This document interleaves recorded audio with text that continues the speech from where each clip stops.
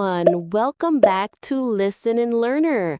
I hope you're doing great, and welcome to our video on 50 common mistakes in English.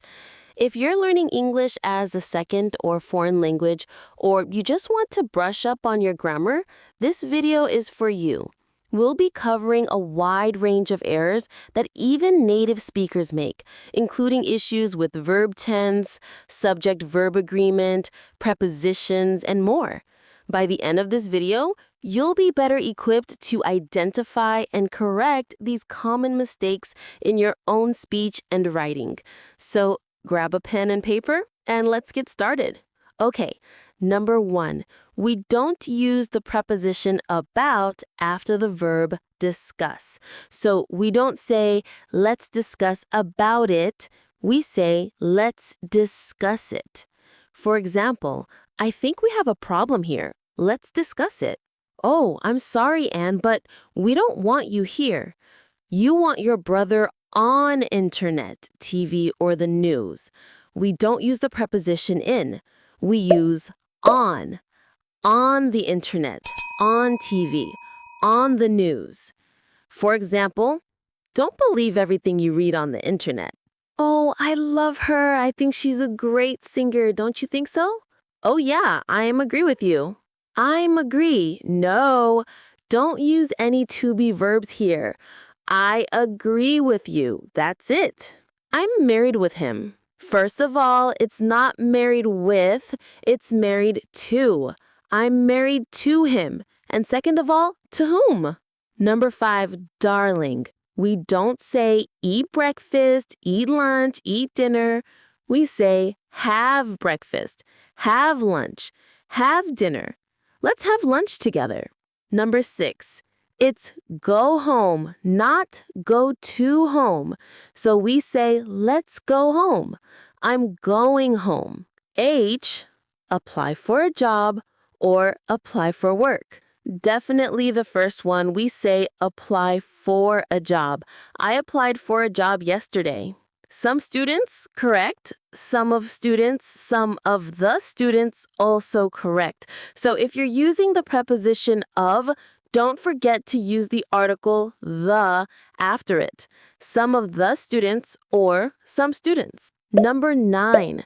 Hope and expect are followed by to infinitive. So we say, I hope to get the job.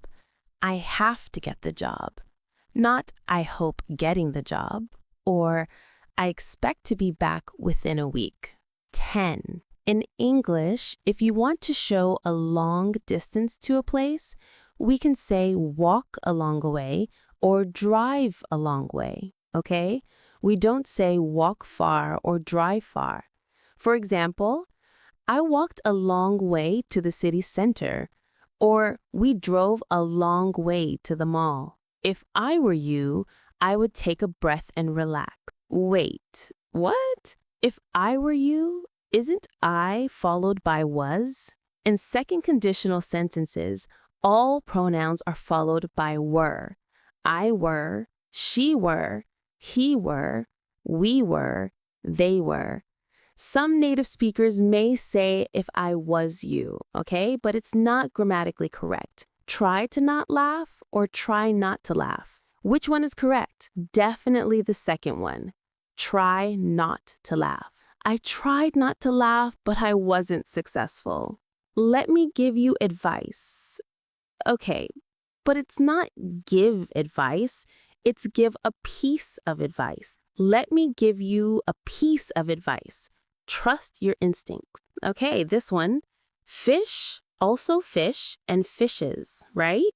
We only say fishes if we have different kinds of them, so be careful. We work hard to improve our life or lives, darling. It's lives.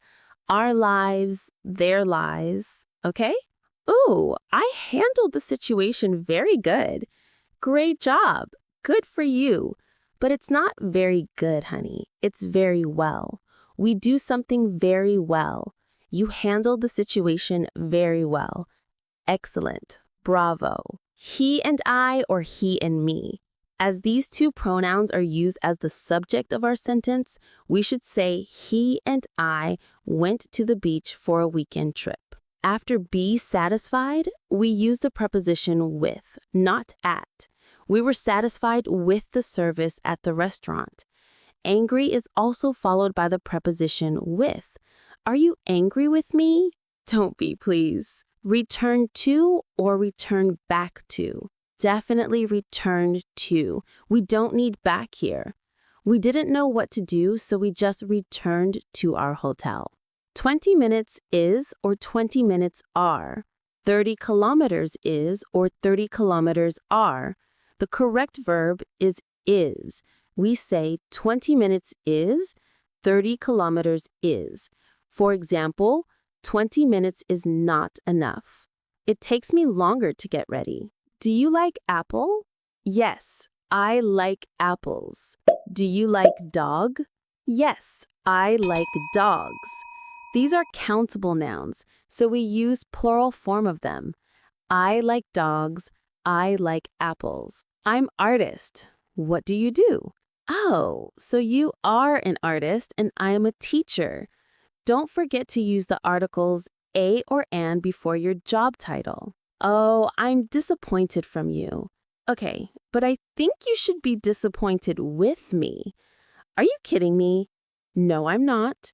We use with after disappointed, so you should say, I'm disappointed with you. I'm sorry.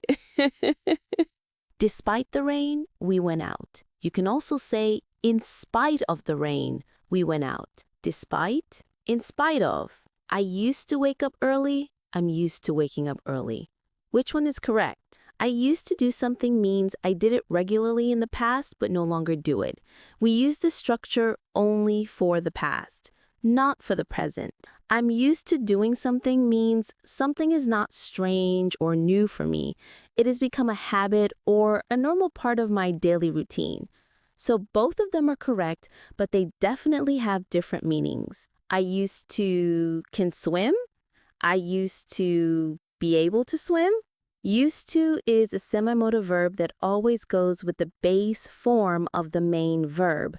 So to express the ability to swim in the past, we should say, I used to be able to swim. Yeah, I know spiders are scary, but you should say, I'm afraid of spiders, not afraid from.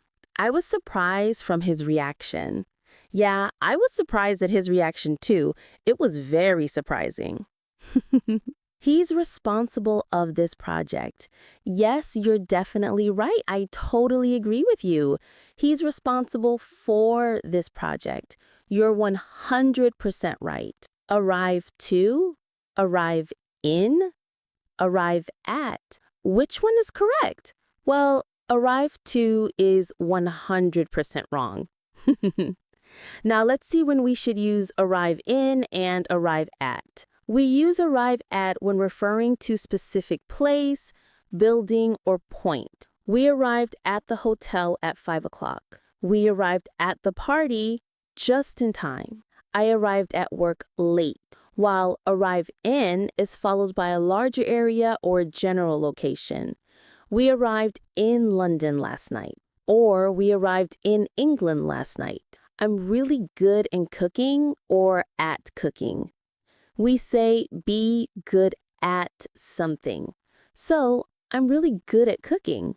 You're really good at English. I prefer coffee than tea.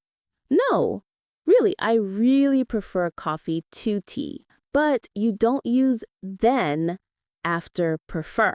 Okay. Different from or different than.